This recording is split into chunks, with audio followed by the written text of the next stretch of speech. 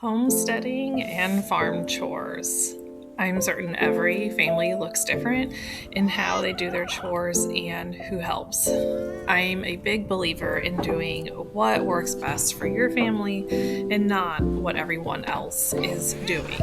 You see a lot on social media, and it can often be tempting to live a life that really just isn't feasible for you right now. So I just want to talk about in this video only taking on what you can handle and how it looks different for different families.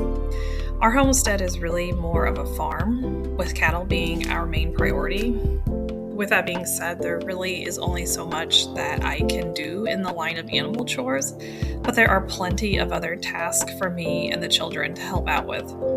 Follow along as I take you through some of these tasks. First up is bottle calves.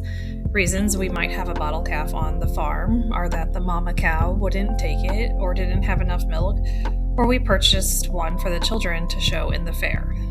Bottle calves are almost always 100% mine and the kids' responsibility because it's easy and a chore that the kids can help with.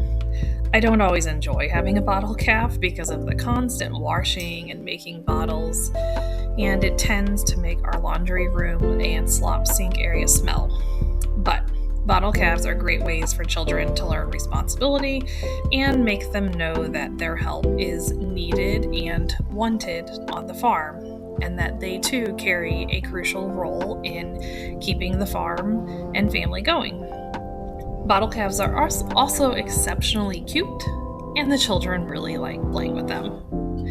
We don't have any type of UTV on our farm, so chores with the kids has to be something that we can walk to or ride safely in the car.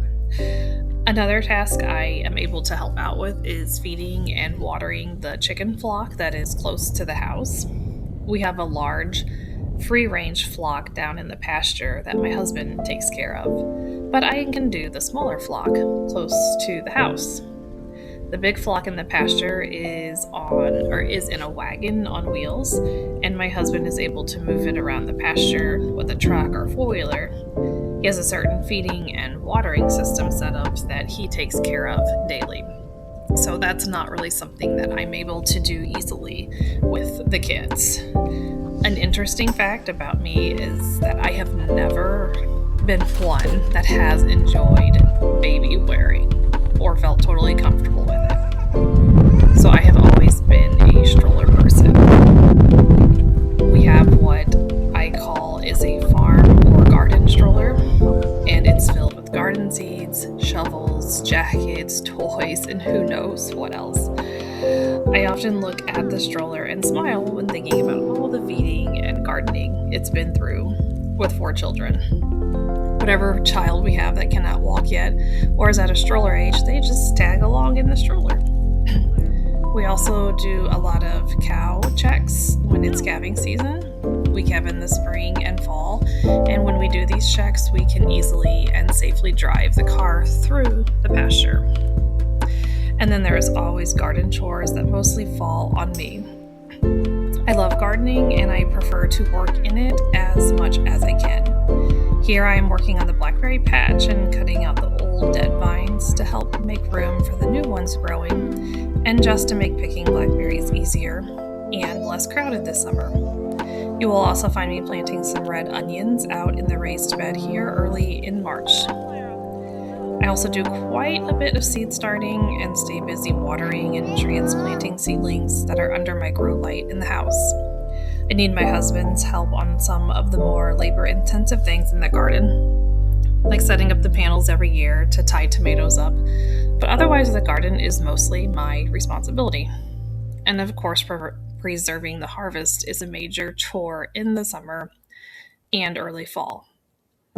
Beyond the garden and few animal chores outside, most of my daily chores take place inside the home, and they are just as important. There's always the daily laundry that needs to be done. I can be pretty bad about remembering to put it away after folding, so I'm definitely working on that.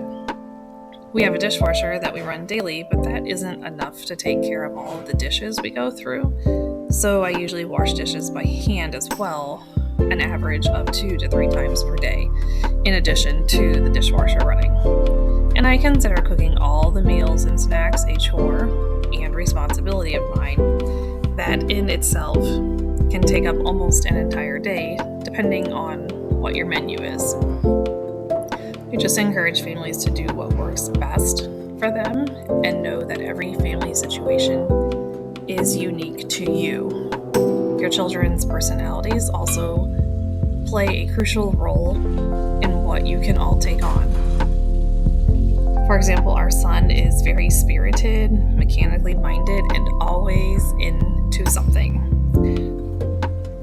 I really can't take my eye off him for too long, so that plays a role in the things that I'm able to accomplish during the day.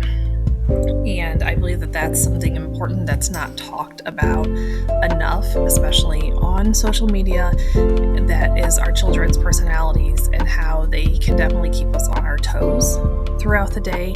And I don't like to use the word limit because their personality is a gift. So bear with me as I use that word because I don't mean it in a negative way.